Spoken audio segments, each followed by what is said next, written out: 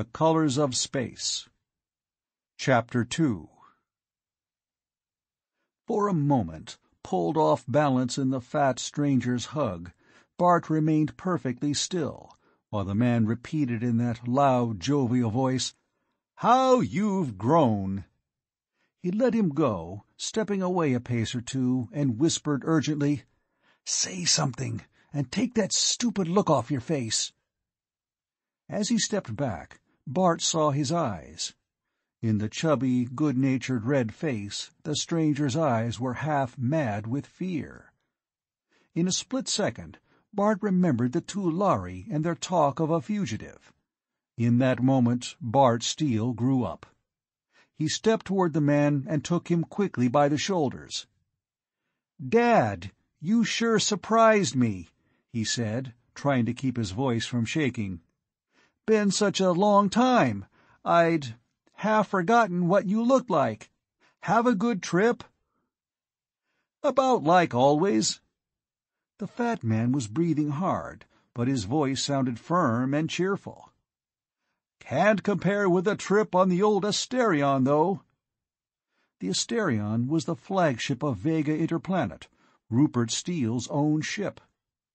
"How's everything?" Beads of sweat were standing out on the man's ruddy forehead, and his grip on Bart's wrist was so hard it hurt. Bart, grasping at random for something to say, gabbled, "Too bad you couldn't get to my graduation.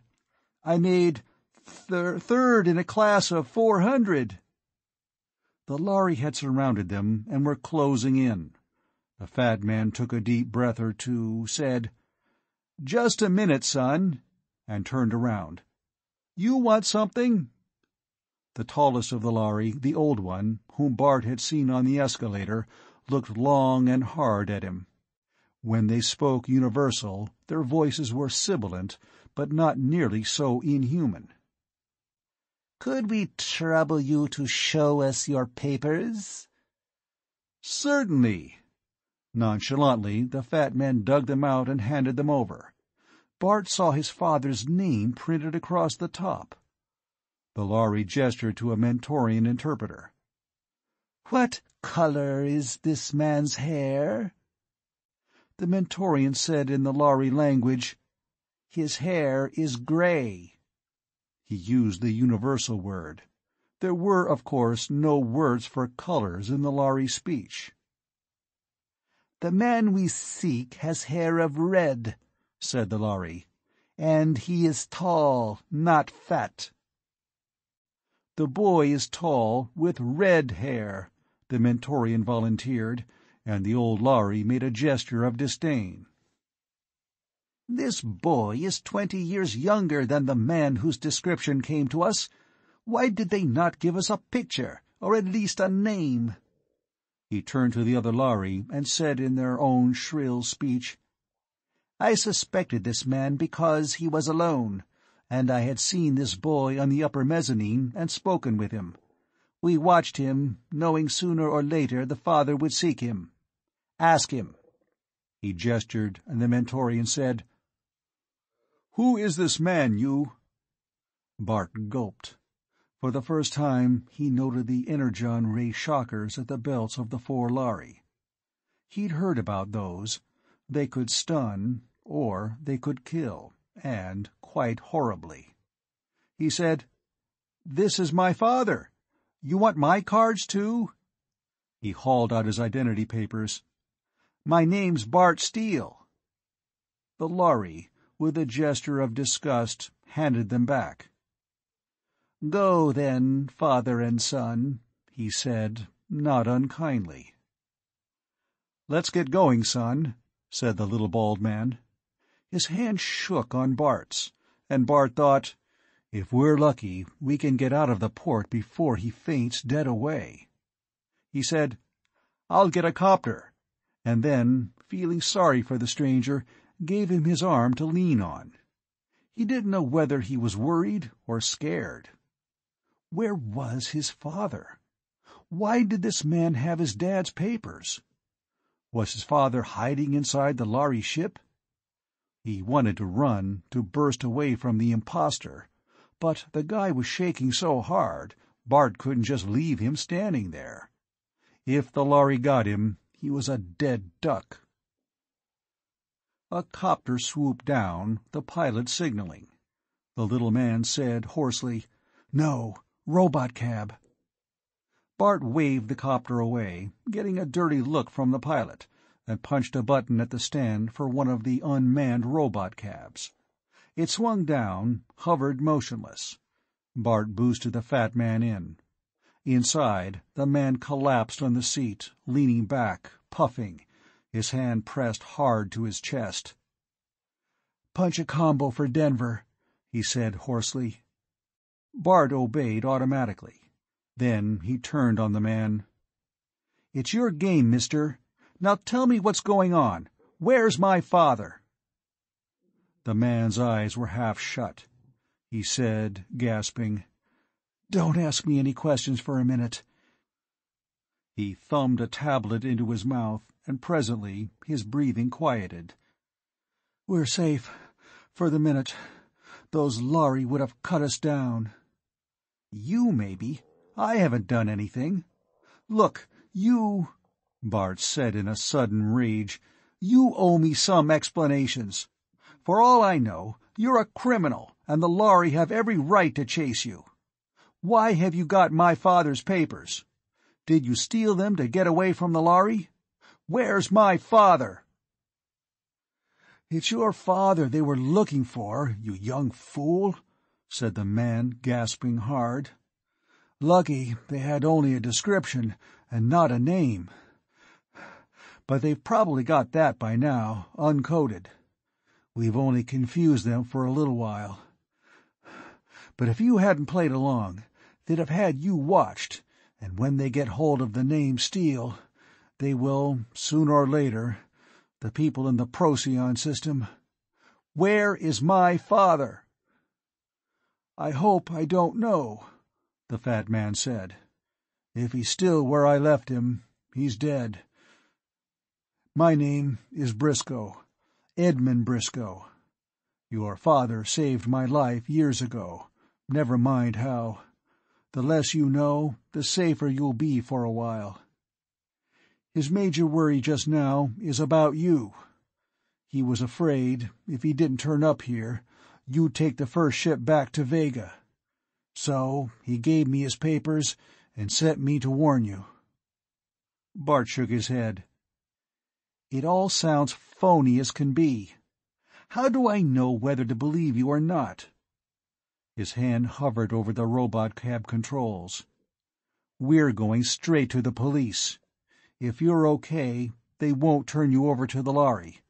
If you're not—" "You young fool," said the fat man, with feeble violence. "There's no time for all that. Ask me questions. I can prove I know your father." "What was my mother's name?" "Oh, God," Briscoe said. "I never saw her. I knew your father long before you were born. Until he told me, I never knew he'd married or had a son. I'd never have known you, except that you're the living image—" He shook his head helplessly, and his breath sounded hoarse. "Bart, I'm a sick man. I'm going to die. I want to do what I came here to do, because your father saved my life once when I was young and healthy, and gave me 20 good years before I got old and fat and sick. Win or lose, I won't live to see you hunted down like a dog, like my own son." "Don't talk like that," Bart said, a creepy feeling coming over him. "If you're sick, let me take you to a doctor." Briscoe did not even hear. "Wait, there is something else. Your father said, 'Tell Bart I've gone looking for the 8th color. Bart will know what I mean.'" "That's crazy. I don't know—" He broke off, for the memory had come, full-blown. He was very young, 5, 6, 7. His mother, tall and slender and very fair, was bending over a blueprint, pointing out with a delicate finger at something, straightening, saying in her light, musical voice, "The fuel catalyst. It's a strange color. A color you never saw anywhere. Can you think of a color that isn't red, orange, yellow, green, blue, violet, indigo, or some combination of them? It isn't any of the colors of the spectrum at all. The fuel is a real eighth color." And his father had used the phrase, almost adopted it. "When we know what the eighth color is, we'll have the secret of the star drive, too." Briscoe saw his face change, nodded weakly. "I see, it means something to you. Now will you do as I tell you? Within a couple of hours, they'll be combing the planet for you. But by that time, the ship I came in on will have taken off again. They only stop a short time here, for mail, passengers, no cargo. They may get underway again before all the messages are cleared and decoded." He stopped and breathed hard. "The Earth authorities might protect you, but you would never be able to board on a Lhari ship again, and that would mean staying on Earth for the rest of your life. You've got to get away before they start comparing notes. Here." His hand went into his pockets. "For your hair, it's a dye, a spray." He pressed a button on the bulb in his hand. Bart gasped, feeling cold wetness on his head. His own hand came away stained black. "Keep still," Briscoe said irritably. "You'll need it at the Procyon end of the run. Here." He stuck some papers into Bart's hand, then punched some buttons on the robot cab's control. It wheeled and swerved so rapidly that Bart fell against the fat man's shoulder. "Are you crazy? What are you going to do?" Briscoe looked straight into Bart's eyes. In his hoarse, sick voice he said, "Bart, don't worry about me. It's all over for me, whatever happens. Just remember this. What your father is doing is worth doing, and if you start stalling, arguing, demanding explanations, you can foul up 100 people and kill about half of them." He closed Bart's fingers roughly over the papers.